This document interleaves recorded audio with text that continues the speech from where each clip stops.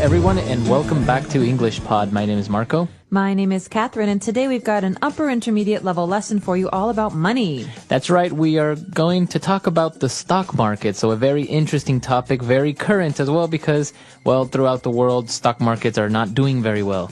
That's right. And you may have seen on the television a lot of information about this. So today we're going to hopefully explain some of the things and phrases and words that you've been hearing. But first, we've got a couple of important indicators, a couple of acronyms actually that you're going to hear about. So let's look at those in today's vocabulary preview. Vocabulary preview. All right, so the first word that we have on vocabulary preview is the NASDAQ. NASDAQ. N-A-S-D-A-Q. So this is basically the American stock market. Right. It's an acronym. Now, it's a really, really long acronym, so we're not going to get into it, but it is basically the American stock market where all these companies are trading stock. Publicly traded companies. Right. So publicly traded companies, you're basically trading their stocks through NASDAQ. Right. And now the next one that we have is an indicator which tells us how well some companies or some stock are doing, and that's the Dow Jones indicator. Dow Jones indicator. So maybe if the Dow Jones is really low for something, we think, man, it's not doing so well. Right. If it goes up, things are improving. Right. So usually the Dow Jones it's based upon the 50 biggest companies in the United States, the 50 biggest publicly traded companies. Now, you can divide it into like industrial companies or pharmaceutical companies, etc., but in general, that's the indicator and how it works. Great. So let's take a listen to today's dialogue and find out how these words are used in context. And we'll be back in a moment to talk about what's going on. Sorry to bother you, sir, but I have some bad news. What is it? Well, the stock market just took a huge plunge, and we've lost a lot of money. What do you mean? What happened? There are many factors that weigh in, but NASDAQ is down 200 points. The Dow Jones indicator also suffered. Our portfolio is worth half of what it was worth 1 week ago. How is this possible? You are supposed to be talking to our stockbrokers and making sure that our securities and investments are safe and making a profitable return. I know, sir. We didn't expect a bull market to become a bear market all of a sudden. On the other hand, you still have some high-yield trash bonds and government bonds that will give us enough liquidity to cut our losses and reinvest in emerging markets. We could potentially make this tragedy work for us and make us think outside the box. Do what you have to do. One other thing, don't tell the rest of the stockholders about this. If they find out, it's the end of this company. All right, we're back. So a lot of interesting words there. I think a lot of them were very specific to the stock market and very, maybe a little bit difficult. So why don't we take a look at a couple of those and language takeaway.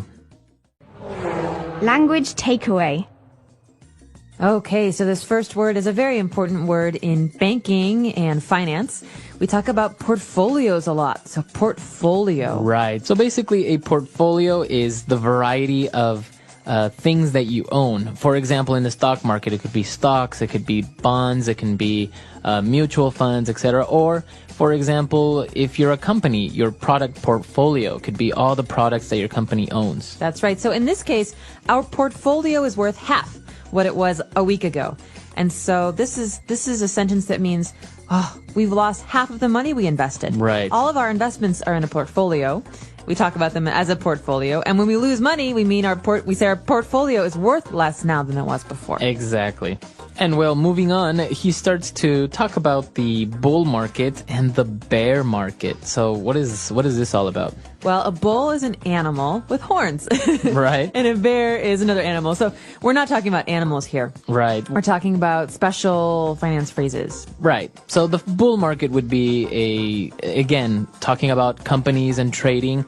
It would be maybe a market that's growing very rapidly, that's very, very strong. That's a bull market. So people often talk about China's bull market, right? Right. How China continues to grow and grow and grow and grow. Mm-hmm. But a market that slows down, like the United States last year, would be a bear market. Right. So think of a bear, maybe it's sleeping, it goes it's into hibernation. That's a bear market. So a slow market. It's not really growing. Very good. But talking about a portfolio again, we might have stocks, but in this case, the two people are talking about their bonds. Right. So he says you still have some high yield trash bonds and government bonds. What's a high yield bond and what's a trash bond? Okay, so when we think about the word yield is how much it gives, right? So how much we are getting from it. So something that is high yield means that you're getting a lot from it. For example, this orange tree yields 300 oranges per year. Okay, That's so how much we get from it. exactly. So we're getting 300 oranges. That's how much it's yielding. And so basically that's what yield means. So when we talk about trash bonds, this on the other hand, it's a word that's maybe a little bit tricky, but a bond is a promise that you get from the seller that he's going to pay you back the money that you give him with interest. Right? But a trash bond is a very risky bond. It means that the seller might not pay you back because, he's still trying to get all the money. All right, but a high yield trash bond means that you might make a lot of money from this bond unless, of course, it's not very dependable. Exactly. So It's risky. of course, since it's riskier, it has more yield. Great. So high yield trash bond. And then what about this? They will give us liquidity to cut our losses. Liquidity. We hear all about liquidity in finance. Exactly. Maybe in your company, the accountant will talk about this. And that's basically just to have money, cash in hand. So you have money to pay things or to buy things, right? Not Okay, with so it's available. available, yeah. Not with credit. The opposite of credit. Okay, liquidity. And finally, instead, what are we going to do? Let's think outside the box. We could reinvest in emerging markets. And this is a very hot topic lately, talking about emerging markets. So to emerge means to come up, right? To rise. Yeah, to come out. So it's almost like new or growing markets. So in this case, an emerging market would be, for example, the Southeast Asian market, which is growing quickly, or even you could say West African market. We're talking about places in the world that aren't established. They're not old and dependable. They're new and exciting. Right. So they're coming up. So that's an emerging market. So a lot of very interesting words and phrases. They're very related to our topic. And so why don't we move on now? Let's take a look at two key phrases on Fluency Builder. Fluency Builder.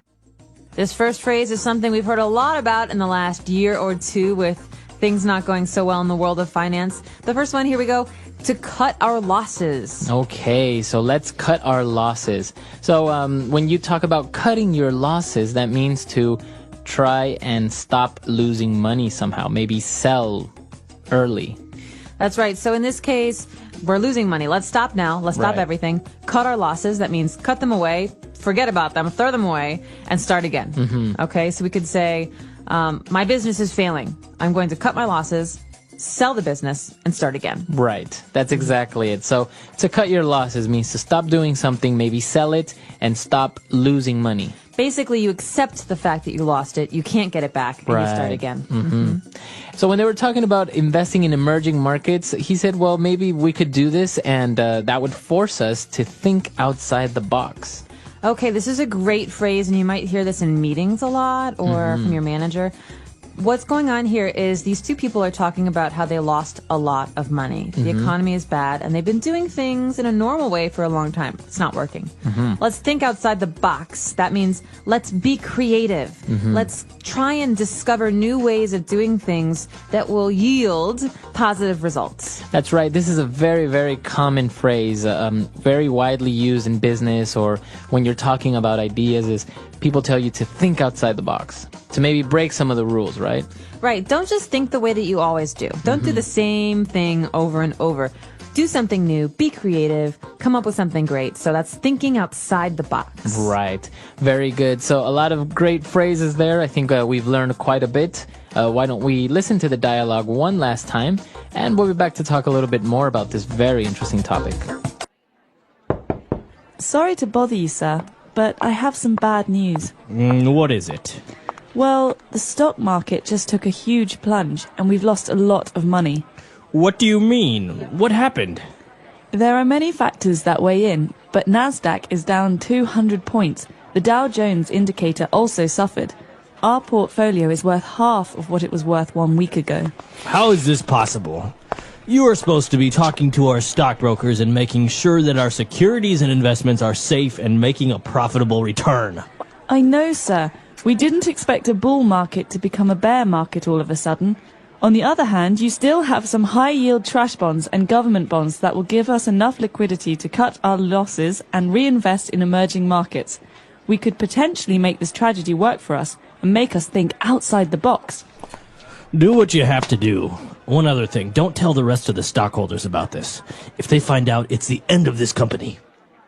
So I remember being a little kid and watching TV with my parents, and on the news there was always the business segment, and in this you'd always hear the NASDAQ is down 10 points. The Dow Jones Industrial today is down 10 points. Yesterday was up 2. That's an average of H. Okay.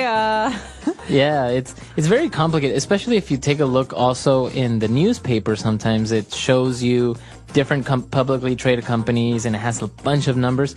It's a very interesting topic. It's almost a science, I think. Very much a science, and some people have made a lot of money playing the stock market and trying to buy stocks when they're low, wait until they're high, sell them off, and make tons. Yeah, it's pretty much analyzing risk, so making calculated decisions.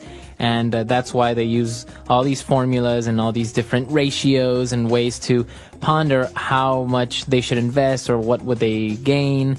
And so it's very, very interesting. Many people compare it to gambling, but it's kind of like gambling, but not really, because you don't really depend on luck. You kind of make calculated decisions.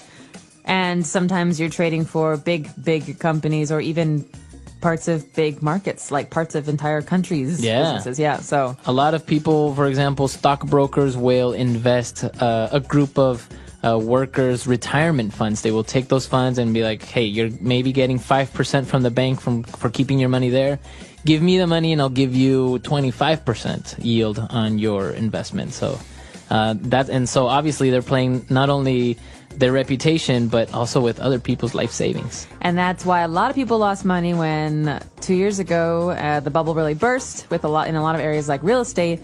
Stock prices went down. The United States went into a recession, and all these people's retirement funds, their savings, they lost it. Yeah. And so you got to be careful with this kind of stuff and do your homework.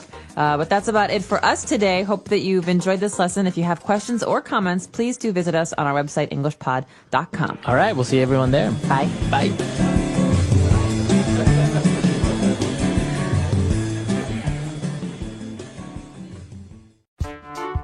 The English Pod Audio Review. Listen to the meaning, then say the vocabulary word. A steep and rapid fall. Plunge. To contribute, especially in a discussion. Weigh in. Affording gain, benefit, or profit. Profitable. The amount of something that is produced. Yield. Take another look at something. Think outside the box. Let's try that faster. To contribute, especially in a discussion. Weigh in. Affording gain, benefit, or profit. Profitable. Take another look at something. Think outside the box. The amount of something that is produced. Yield. A steep and rapid fall. Plunge. Now say the word and hear it in a sentence. Plunge.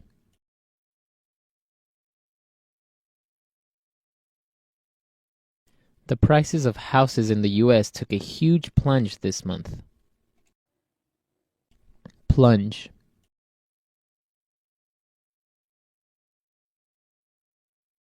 The car went off the road and plunged into the abyss. Plunge.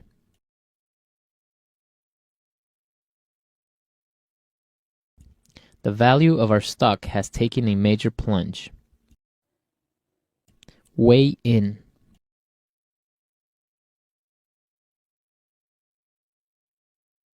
Carol usually weighs in with good ideas at our meetings.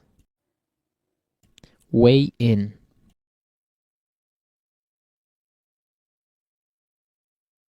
Many factors weighed into our decision to fire you. Weigh in.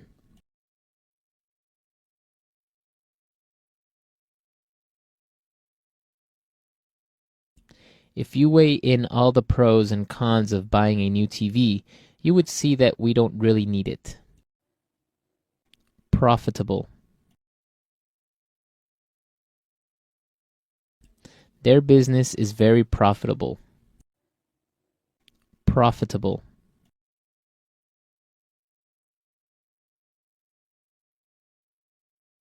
I think we can be profitable if we reduce our operational costs. Profitable.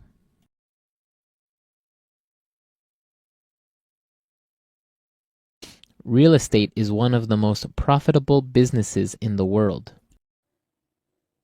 Yield.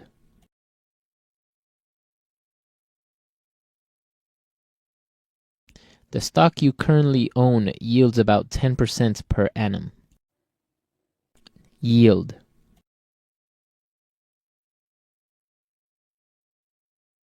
I am very unhappy with the yield of these securities. Yield.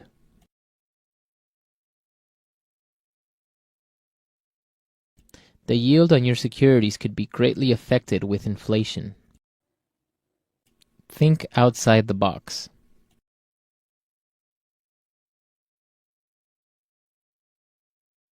When you have to solve a problem, it's good to think outside the box. Think outside the box.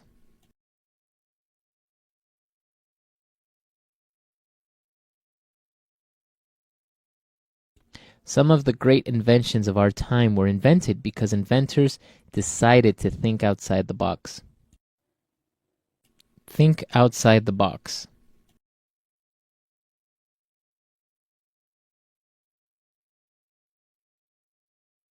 Thinking outside the box can offer a different and novel perspective on things and life.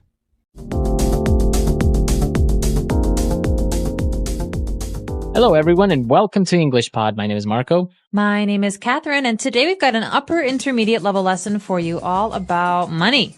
That's right. We are trading money. We're actually negotiating in this very popular topic nowadays, the whole foreign exchange market. Okay, so we're talking about currency, which is the money of different countries. For example, the currency of Ecuador is? The US dollar.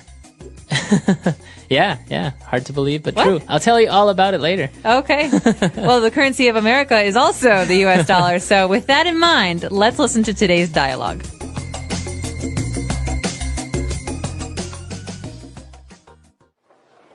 Hey, John. I haven't seen you in ages.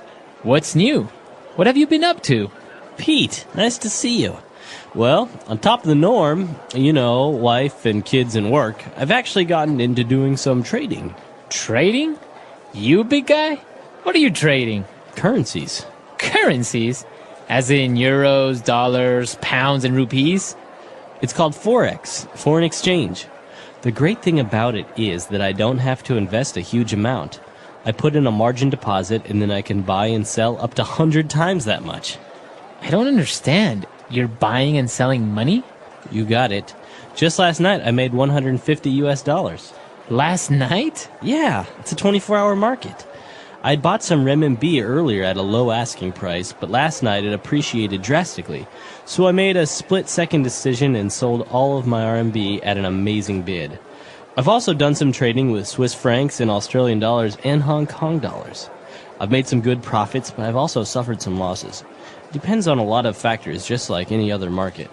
In total, I've made about $500 in the past few months. You're kidding! I'm on. Where do I sign up? All right, we're back. So this guy is trading currencies, as we heard. And, well, we're going to talk about a lot of the specific vocab that he used about this topic. So why don't we take a look at some of those now in Language Takeaway. Language takeaway. Well, the first thing I think we should talk about is one of the first things that he says, actually. Peter says, I haven't seen you in ages. I haven't seen you in ages, right. So obviously he hasn't seen him in a long time, and that's what in ages means. That's right. So we haven't seen each other in ages. So what other ways can we use in ages or the word ages? Well, you could actually say it's been ages. So that means it's been a long time. It's been a long time, or we haven't gone out for ages. Okay, so then you can use it with for ages. For ages, in ages. So the key word here is ages, which means a long time. Long time. Okay. And well, he hasn't seen him in ages, and the guy's like, well, you know what? I've actually gone into trading. So that means he's started doing some trading. Right. Now, trading is a very broad word because you can trade, as in this case, currencies, which is basically to buy and sell currencies. But you could also trade stocks, right? You can trade stocks, or even people that are involved in import-export. They are involved in trading. Trading. So basically trading is buying and selling something. Right, so you're trading. You are exchanging a product for money, or money for a product. But the difference is you're not actually making any products. Right. Okay, so that's called trading. You're not really manufacturing anything. You're just exchanging goods and services and money. All right, so that's for trading. Now, moving on, he was explaining how the foreign exchange market works, and he says, I don't have to invest a huge amount. I put in a margin deposit, and then I can buy and sell up to 100 times that much. So, Marco, here's the question. What is a margin deposit? Because a deposit is basically money that you invest somewhere or that you pay in. Right. Well, basically, a margin deposit is like a percentage. So he basically puts in a percentage of what he intends to buy. So, for example, a margin deposit of $1,000 might be $1 or $10. Okay, so maybe if it's $10, you're talking about a 1% margin. Exactly.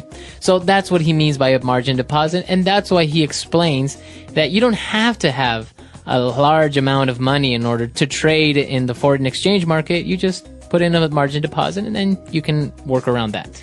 Well, it sounds pretty easy, but then he explains some more details about it and it gets to be a little bit more complicated. That's right. He explained about how he makes money and how he bought some Chinese renminbi and then he sold it because it appreciated drastically. So he bought it when it was cheap and he sold it when it was expensive. So the price changed. Right. So this kind of price change, when something goes from cheap to expensive, it's called appreciating. Appreciation. So the verb is to appreciate. It's very different from using it in the sense of you appreciate someone, right? Like, oh, I really appreciate you. Yeah, no, it's very different. We could say this about most goods or investments. For example, my parents bought a house in 1970, and the value of the house has really appreciated over the last 40 years. So now the value is much, much greater. And actually, just mentioning it while we're on the topic, to appreciate, as you say, is something becomes more expensive. The opposite, when something becomes cheaper or maybe the value goes down, is to depreciate. Depreciate. So that D at the beginning means it's going down. Right. Okay, and moving on to our last word for language takeaway. So when he was talking about selling the Chinese currency, he said that he sold it at an amazing bid. Okay, let's talk about bid here. B-I-D, bid. What does this mean? So to bid is to place an offer for something. Okay, so for example, at an auction, when someone is selling many old objects or some art, I can bid $100. Right. And maybe someone doesn't accept my bid. But if they do accept my bid, then I pay for it. Right. So basically, a bid is just another way of saying an offer. You're offering a certain amount of money for that product or that service, and you see it a lot, for example, on eBay, right? That's right. So eBay is an auction website, basically, and someone who's selling someone can see many, many bids, and they select the best bid. Exactly. So that's what a bid is. So that's all we have for language takeaway. Let's move on now to Fluency Builder. Fluency builder. Marco, what have you been up to lately? I never see you. All right.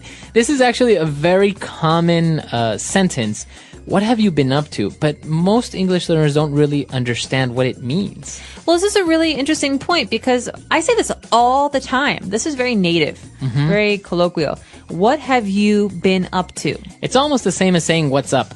What's up? Or where have you been recently? What have you been doing recently? Right. How's your life? Right. So this part, up to, what have you been up to? It doesn't really say much if you translate it literally. But basically it's, what have you been doing? What have you been spending your time on? So to be up to means to do something, to do. Right. And there are many other definitions of up to, but in this case, what have you been up to means that. What have you been doing? So next time you see a friend you haven't seen in a week or two, you can say, what have you been up to? All right. And John answers, well, on top of the norm, wife, kids, and work. That phrase right there, on top of the norm. Well, the norm here means the normal. That means basically normal life. I've been working, I've got my kids, my wife, on top of the norm. Just life is normal. Right. So the norm are the wife, kids, and work. On top of that, I'm actually gotten into trading, right? So the normal situation, the normal life is wife, kids, and work. And then he's saying, on top of that, I've actually been doing this. Exactly. Okay. And now moving on to when he's explaining again the market and the currencies, he talked about an asking price. Okay, asking price. This is, remember we were talking about bids? We could say that someone has an asking price, which is the price they would like to receive for an object or a service that they are selling. And so, for example, I'm going to sell my desk. My asking price is $100, $100. Maybe you don't want to pay that much, but my asking price is the way that I'm going to start. That's how much I want for it. Right. So that's your asking price. That's how much you ideally want to sell it for, but you can negotiate. You are willing to accept maybe a lower offer. Exactly. Okay. And what is our last phrase? A split-second decision. This is really, really important. These words go together very often. Split second and decision. Okay. So that basically means that you made a very quick decision. That's right. Split second. Very fast. It's almost like it's less than a second. And so a split second decision means a decision in no time. It's very, very quick. So we can actually mix split second with other things, right? For example, so maybe you can say he reacted in a split second and avoided the crash. Okay, so good for him. He reacted quickly enough to avoid the accident. That's right. So split second, very fast, very quickly. A split second decision, a decision that was made very fast. Okay, so that's all we have for Fluency Builder. Why don't we go back, listen to this dialogue one more time, and we'll be back to talk a little bit more.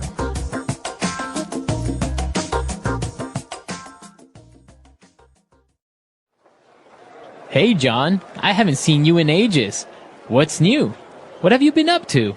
Pete, nice to see you. Well, on top of the norm, wife and kids and work, I've actually gotten into doing some trading. Trading? You, big guy? What are you trading? Currencies. Currencies? As in euros, dollars, pounds, and rupees? It's called Forex, foreign exchange. The great thing about it is that I don't have to invest a huge amount. I put in a margin deposit and then I can buy and sell up to 100 times that much. I don't understand. You're buying and selling money? You got it. Just last night I made $150. Last night? Yeah, it's a 24-hour market. I'd bought some renminbi earlier at a low asking price, but last night it appreciated drastically. So I made a split-second decision and sold all of my RMB at an amazing bid. I've also done some trading with Swiss francs and Australian dollars and Hong Kong dollars. I've made some good profits, but I've also suffered some losses. It depends on a lot of factors, just like any other market.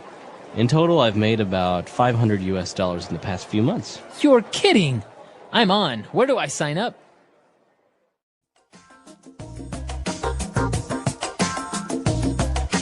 So, Marco, you have to explain this to me. We're talking about currency today. So every nation has a currency. For example, in the dialogue, we learned that India has rupees. Pounds are in Britain. Britain has pounds, and Australia has Australian dollars. America has American dollars. But you just said earlier that Ecuador has American dollars too. That's right. Actually, Ecuador went through a very difficult economic situation in late 1998, early 1999, where there was hyperinflation. So basically, there was an inflation that was very, very, very large. So that means that the old currency lost its value very fast. Exactly. So, for example, if the currency before in Ecuador used to be sucres. So if 10 sucres was $1, all of a sudden it was 50 sucres was $1. Oh, wow. So, and it got to the point where goods and services went from 3,000 to $1 to 25,000 to $1. Oh, okay. So people have bags full of money and it's not really worth anything anymore. Exactly. So what happened was the central bank couldn't absorb this currency depreciation. They couldn't really regulate prices. Obviously, salaries were about the same, so you have a lot less money comparatively. And so the government decided that there were two options. Either they would follow Argentina's example, what they did a couple of years before, and set a fixed rate. So in Argentina, it's 3 pesos to $1. Or we would just get rid of our currency and just use US dollars. So that's what they did, right? They use US dollars, and now if you ever travel to Ecuador, you will use US dollars. The same exact bills that you use in the US are the same exact bills in Ecuador. So no need to exchange currency. No need to exchange currency, and that's why I guess there are many factors that people say are a lot better. For example, trading has become a lot less complicated because now you're negotiating in US dollars as in everywhere else in the world. But then other things, as you know, not having a national currency also affect. So there are a lot of things going on, but it's an interesting topic.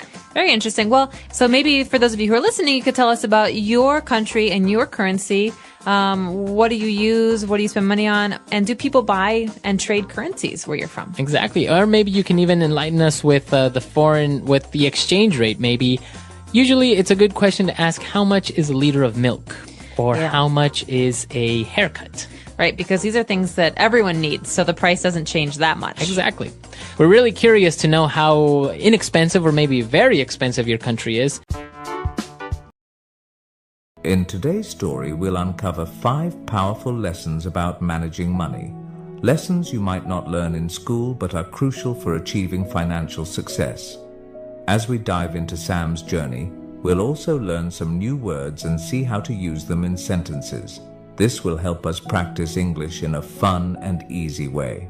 So, stay with us till the end.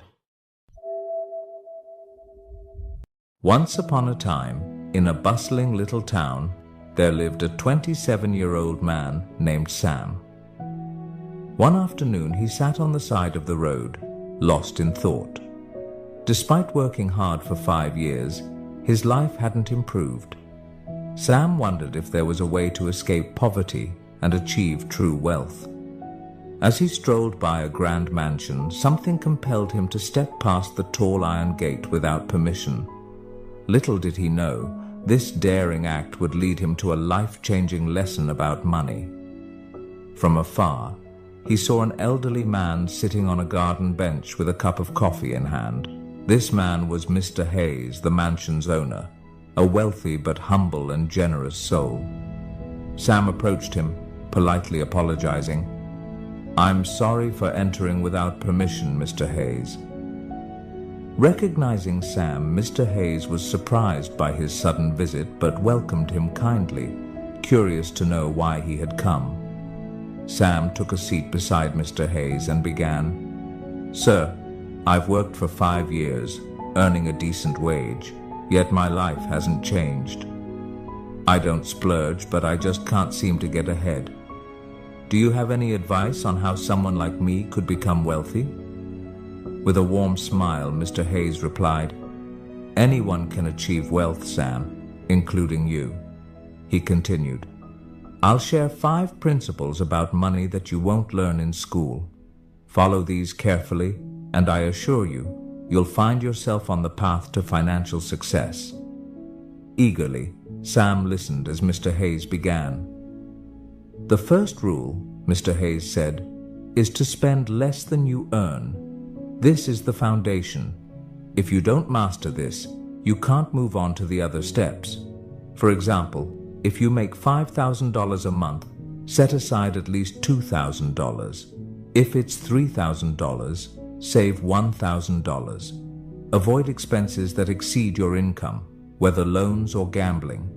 Even with a six-figure salary, without this rule, you'll remain in debt. Sam nodded thoughtfully, absorbing each word. Mr. Hayes took a calm sip of his coffee and continued. The second rule is to have an emergency fund. Life is unpredictable. Car repairs, a leaky roof, or even layoffs can happen at any time. Without an emergency fund, you're forced to borrow or sell assets at a loss, which restricts your options and adds stress. Think of it as your safety net, protecting your finances when unexpected events arise. Sam nodded again, appreciating the wisdom in this approach. Let's get to the third lesson, which is investing.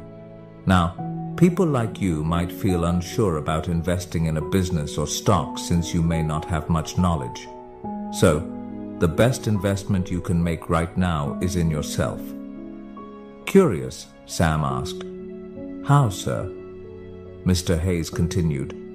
Take your skill set, whether it's carpentry, plumbing, or customer service. Invest your time, energy, and money into mastering it further. Learn where your boss sources materials or explore ways to market your services better. Use some of your savings to improve your expertise, attend courses, buy tools, or read relevant books. Realizing the value of these words, Sam looked at Mr. Hayes with newfound determination, regretting he hadn't learned this sooner. Mr. Hayes continued with the fourth lesson. Now that you're gaining skills, it's time to start earning more. Once you've honed your abilities, maybe you'll start your own business and your income will grow. You're no longer paid per hour but earn based on what you produce. The harder you work, the more you earn. The sky was getting darker, yet Sam felt no urge to leave. He was eager to learn the final principle. Mr. Hayes looked at him and said, "And finally, the fifth lesson, create passive income. When you've applied the first four principles, you should have extra money. Now, it's time to let your money work for you. You can invest in property, start a rental business, buy a franchise, or research other sources of passive income. Think carefully and choose wisely." How about it, Sam? Are you ready to take on these lessons? Mr. Hayes asked, ending the conversation with a gentle smile. Brimming with excitement, Sam replied, "I used to just go to work, save a little, and hope for wealth to come my way. But I now understand that there's a real strategy, and I'm thankful, sir, for the invaluable guidance." Today we learned new words and sentences through this story about wealth and financial wisdom. Remember, learning English can be fun when you practice regularly. So, keep listening, learning, and growing. Make sure to like, comment, and share how this story helped you improve your English. Thank you for watching, and I'll see you in the next story, where we'll continue learning together. The English Pod Audio Review. Listen to the meaning, then say the vocabulary word. Something is usual or expected. Norm. The money that a country uses. Currency. The sum of money required to reinstate. Margin deposit. Taking effect rapidly. Drastically. Very quickly, just a second. Split second. An offer to pay a particular amount of money. Bid. Let's try that faster. The sum of money required to reinstate. Margin deposit. Something is usual or expected. Norm. Very quickly, just a second. Split second. An offer to pay a particular amount of money. Bid. Taking effect rapidly. drastically. The money that a country uses. Currency. Now say the word and hear it in a sentence. Norm. What's the norm in this company concerning protocol? Norm. This is the norm, so you'd better get used to it. Norm.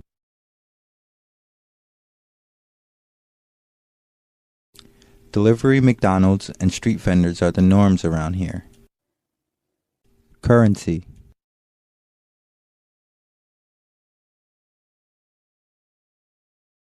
Before I went to France, I had to change some of my Canadian currency into euros. Currency. What's the currency in this country? Currency.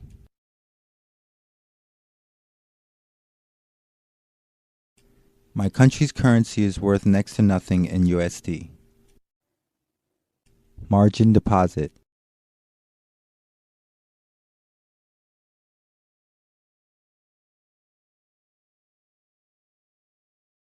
He decided to start with a margin deposit of GBP 100.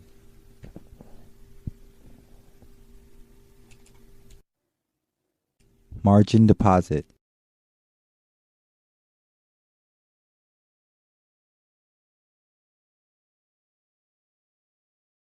I can't believe that I can trade with USD 1 million deposit when I've only put in a margin deposit of USD 10,000.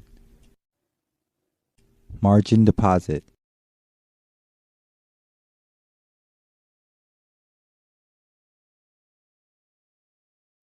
One has to be careful with trading using a margin deposit because the risk of losing more money than one has are high. Split second.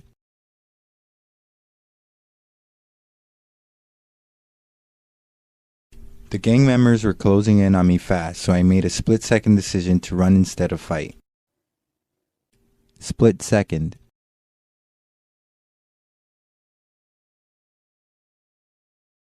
My heart pounded as I made a split-second decision and took hold of her hand.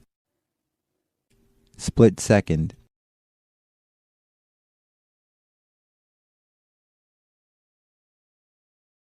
My split-second decision to try a trick on my bicycle in order to impress my friends didn't end well.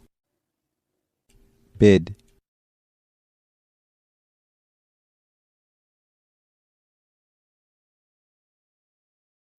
The current bid ask for EUR USD is 1.3998-79. Bid.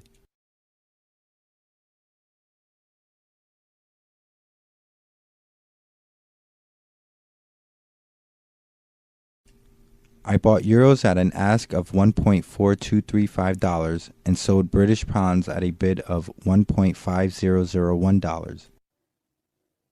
Bid.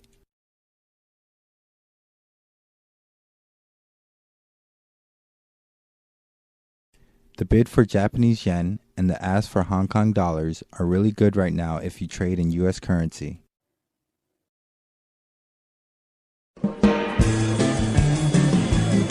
Hello, everyone, and welcome to English Pod. My name is Marco. My name is Catherine, and today we've got an intermediate level lesson all about going to the beach. That's right. You know, it's a very popular thing to do, especially during the summer. It's hot. You want to go maybe to the beach to lay on the sand and maybe get some color. Yeah, and also swim in the ocean. Yeah. Yeah, it's a nice way to cool off when it's really hot in the summer. That's right. So we're going to talk about the beach and a lot of vocab that we find related to this activity. But before we get into the dialogue, we have a word for you on Vocabulary Preview. Vocabulary Preview. So the key word today here is jellyfish. Jellyfish. So jellyfish is actually an animal, right? That's right. It's a very dangerous animal. It's a small little animal. So these things live in the water, and they often live in shallow areas, and they can sting you. That's right. They look like little plastic bags with little strings attached to it. And they just float around, and if you happen to touch one, it hurts a lot. Yeah, it can be very painful. So jellyfish is our word today. Let's take a listen to today's dialogue, and we'll be back in a minute to talk more about what's going on.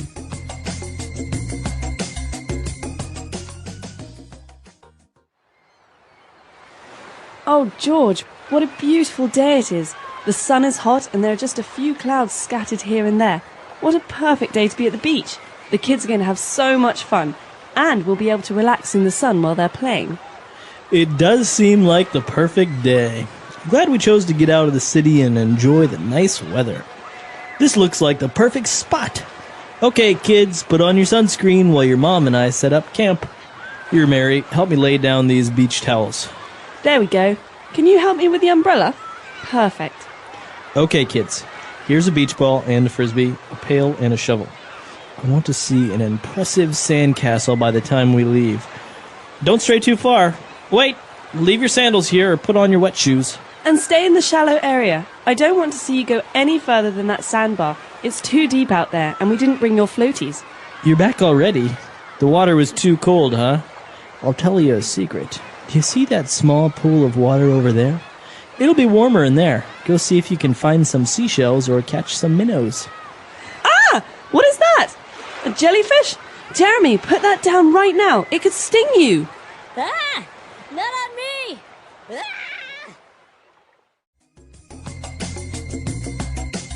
All right, great. We're back. So now why don't we take a look at 4 key words that we have prepared for you today on Language Takeaway. Language takeaway. First up, we have a very important thing to bring to the beach, especially if you're like me and you burn easily. So this thing is called sunscreen. Okay, sunscreen. Now this is a liquid. Yep. And you put it on your skin, right? And this protects you from the sun. So basically you put this cream all over your body to prevent sunburns, to prevent burning under the sun. It's very important. So it's called sunscreen, or also sometimes called sunblock. That's right. Okay, very good. Now we have our sunscreen and we arrive to the beach, and one of the parents say, all right, we're going to set up camp.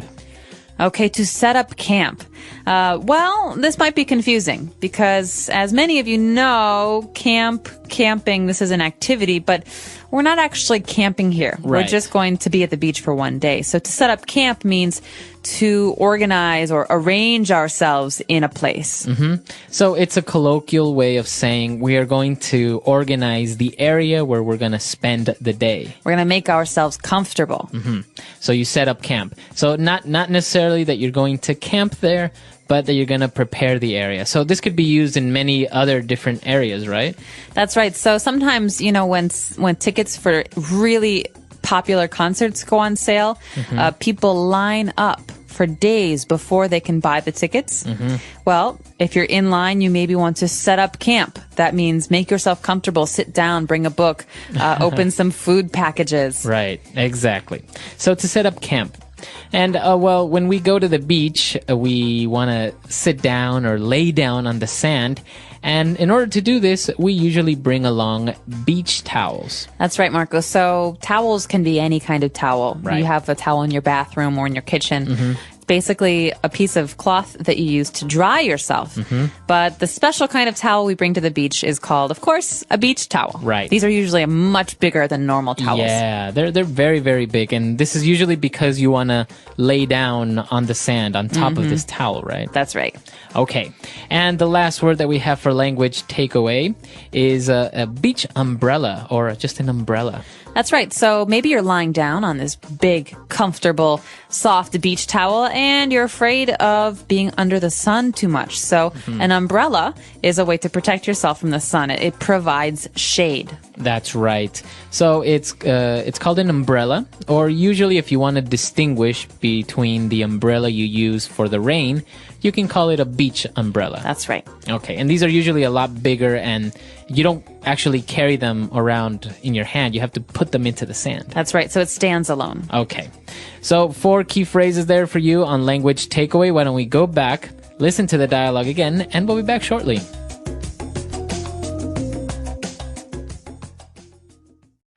Oh, George, what a beautiful day it is. The sun is hot and there are just a few clouds scattered here and there. What a perfect day to be at the beach. The kids are going to have so much fun and we'll be able to relax in the sun while they're playing. It does seem like the perfect day. I'm glad we chose to get out of the city and enjoy the nice weather.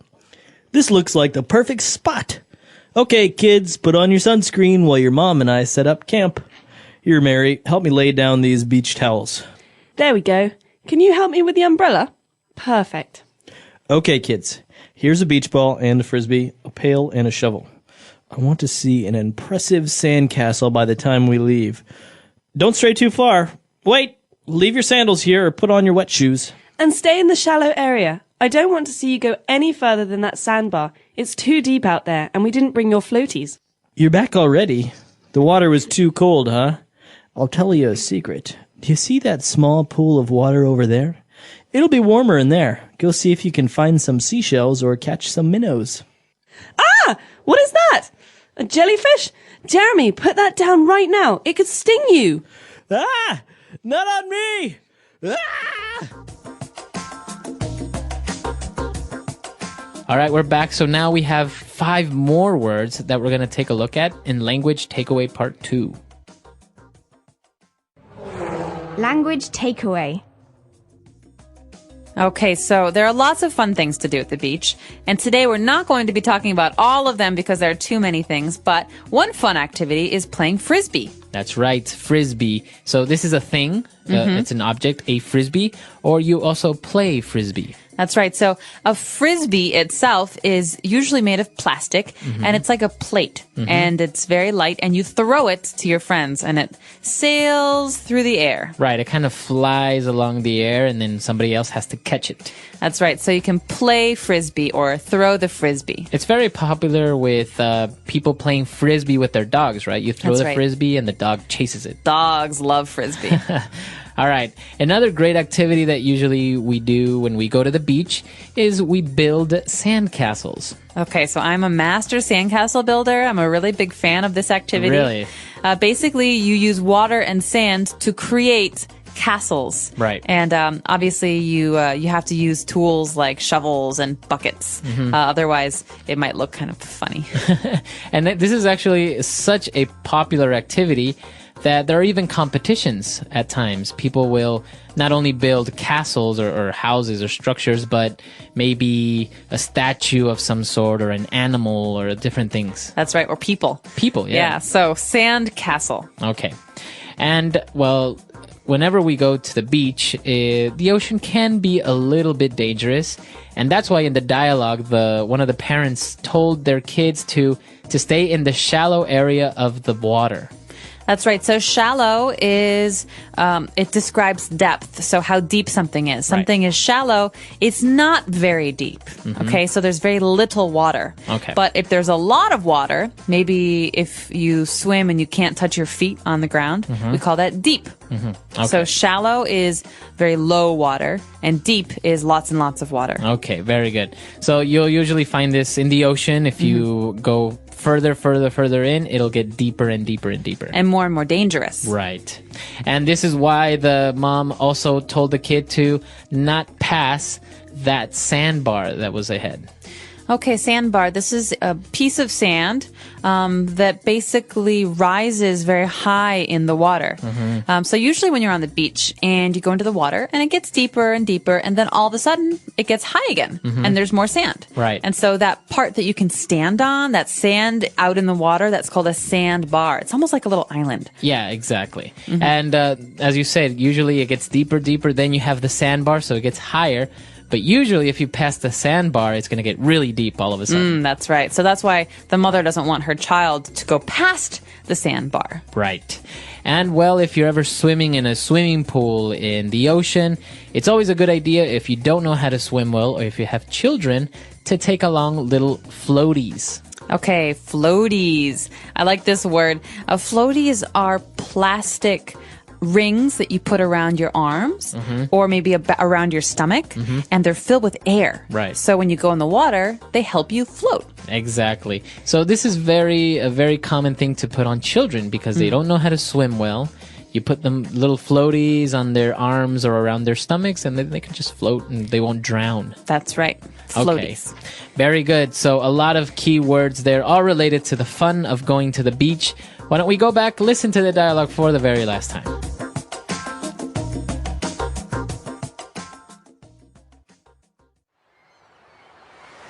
Oh, George, what a beautiful day it is. The sun is hot and there are just a few clouds scattered here and there. What a perfect day to be at the beach.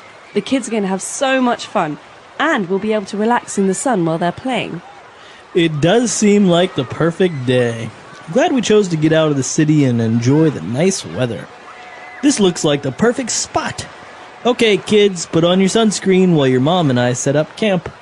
Here, Mary, help me lay down these beach towels. There we go. Can you help me with the umbrella? Perfect. Okay, kids. Here's a beach ball and a frisbee, a pail and a shovel. I want to see an impressive sandcastle by the time we leave. Don't stray too far. Wait! Leave your sandals here or put on your wet shoes. And stay in the shallow area. I don't want to see you go any further than that sandbar. It's too deep out there, and we didn't bring your floaties. You're back already?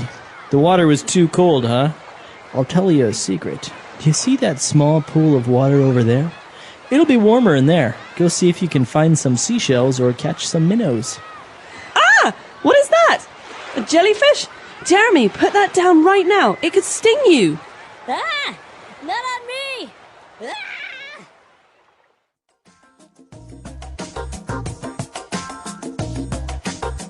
All right, so beach activities. You say you're a master sandcastle builder.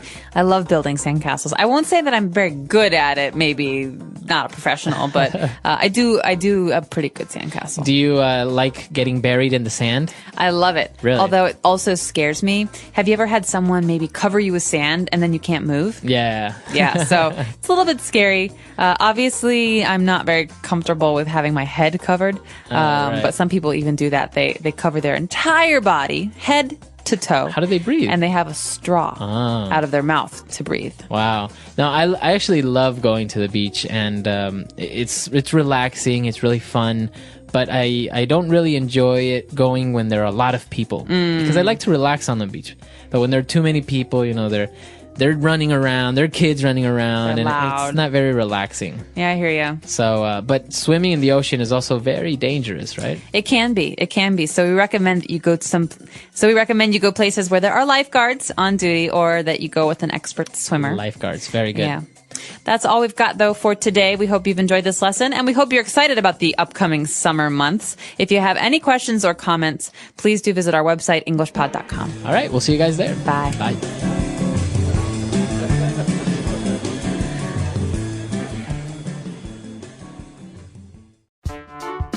The English Pod Audio Review. Listen to the meaning, then say the vocabulary word.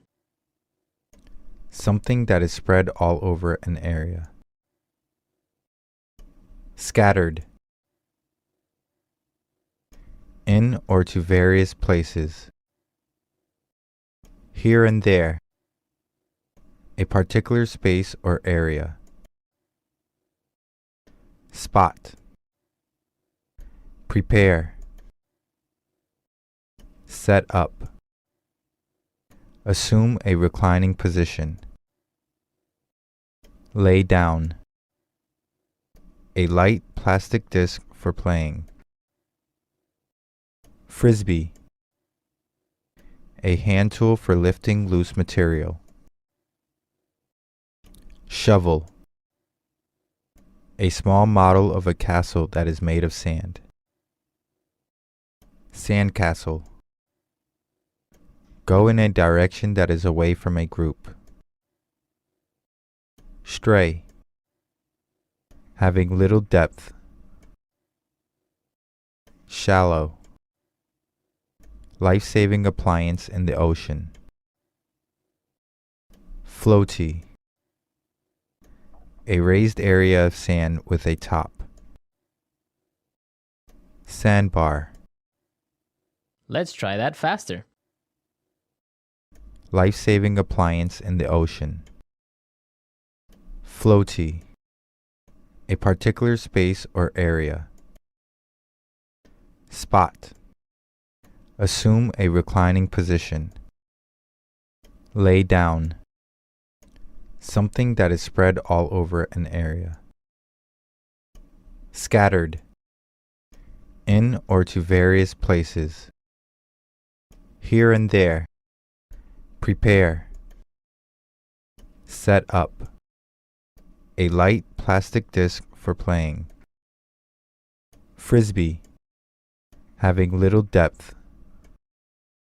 Shallow. Go in a direction that is away from a group. Stray. A small model of a castle that is made of sand. Sandcastle. A raised area of sand with a top. Sandbar. A hand tool for lifting loose material. Shovel. Now say the word and hear it in a sentence. Lay down.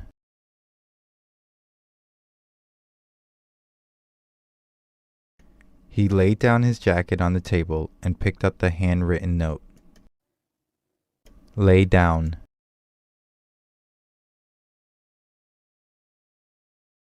We need to lay this blanket down on the ground before we sit down. Lay down. The child laid his towel down on the sand. Sandcastle.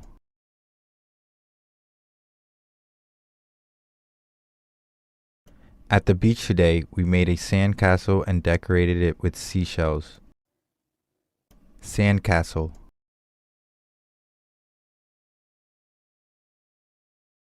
The sandcastle started to crumble when the sun dried out the sand. Sandcastle.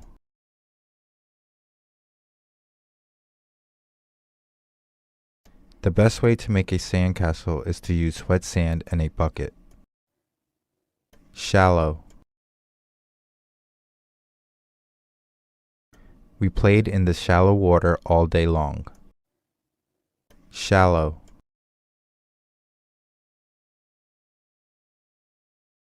My mom says I am only allowed in the shallow end of the pool. Shallow.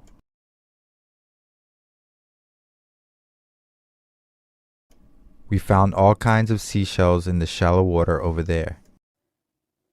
Stray. The dog strayed a bit from the yard. Stray.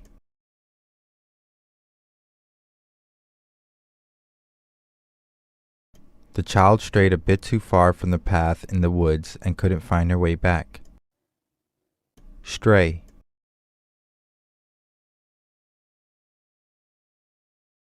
She strayed from her tourist group to take pictures from time to time.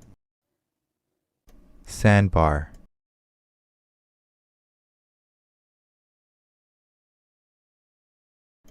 We knew the tide was coming in when the sandbar started to slowly disappear. Sandbar.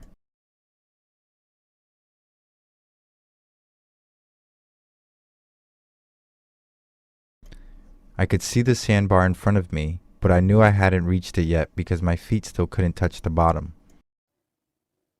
Sandbar.